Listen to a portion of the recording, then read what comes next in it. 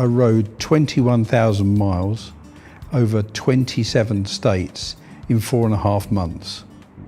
On my riding days, it was an average of 147 miles a day. I put a lot of thought into where I was going.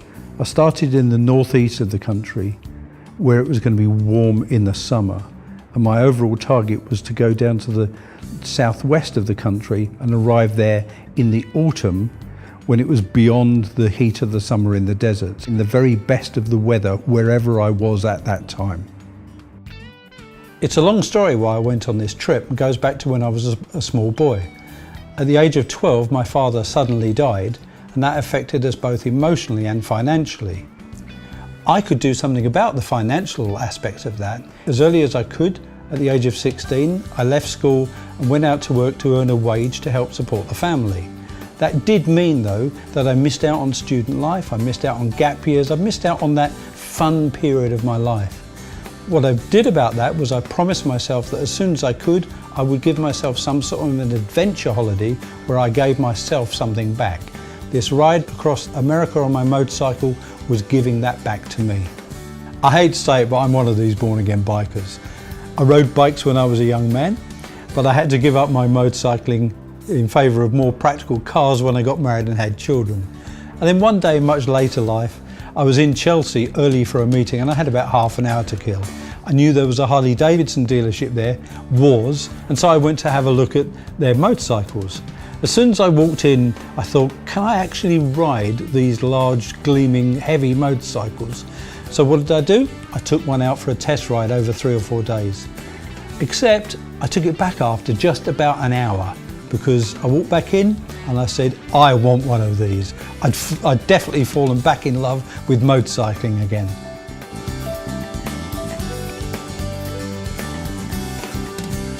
So it was one Christmas I was really enjoying spending time with the family, and I wasn't looking forward to going back to work on a cold January morning. So I decided to do something about my longing for adventure, and I just went for it. I decided to retire and go on this adventure that I had wanted to do for so many years. It then took about 18 months to get out of the international projects I was working on, but I was able to use that time to do some of the planning for the trip that I wanted to do. I looked at books, I looked at maps, I looked at videos, I planned my route, I looked at the places that I really wanted to go to in America and started to form the structure of what it was I was going to do. I did the trip on my own Harley Davidson. It was really important to me to do it on my own bike.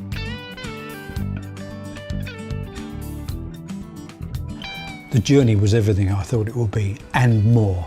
The places I saw, the people I meet, backstreet America on the back roads was just something that I had no experience of at all.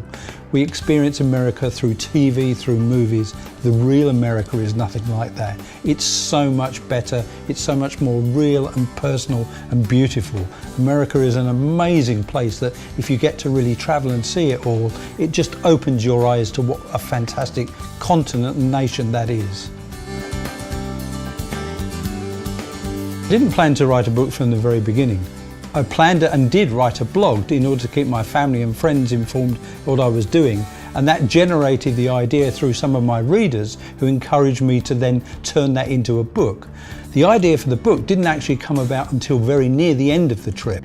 The real big difference between the blog and the book was I had to improve my photography.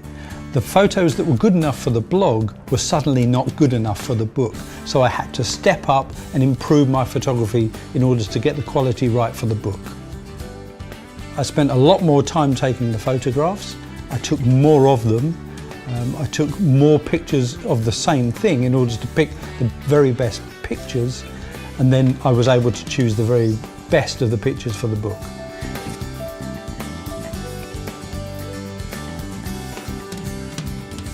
I wanted to record what I'd done so that I could remember it myself and that I could give it to my family and for future generations to think, who was that old man who once went on that motorcycle ride? The people who are going to enjoy reading this, those who are going through a life change themselves maybe, who want to do some sort of an adventure and move on into a different stage in their life. I think people who enjoy travel, people who enjoy America, and of course motorcyclists. I really want people to engage with the book. I want people to be able to let me know, if they want to, what they think of it. I want to encourage them through reading the book to see what can be done by an ordinary guy fulfilling a dream. In my case, it was riding a motorcycle across America, but it could encourage anybody to do a trip of their own, be that traveling across India, climbing a mountain. It could be as much for them as anybody. And if my book can help inspire that, then that will be great. I would say the 3 highlights of the journey were: number 1, the Sturgis Motorcycle Rally, the mother of all motorcycle rallies. 500,000 bikers there in 10 days, wild parties, an amazing scene of everything American in one place. Fantastic. Number 2 was Backroad America, seeing the real, true America, out, away from the cities, seeing what life and Americans are truly like. And thirdly, Monument Valley, probably the most beautiful place I've ever seen in the world, with the rock buttes sticking up in the air out of the red sand. It is a stunning place, and the real highlight, I saw it at sunset. Glorious!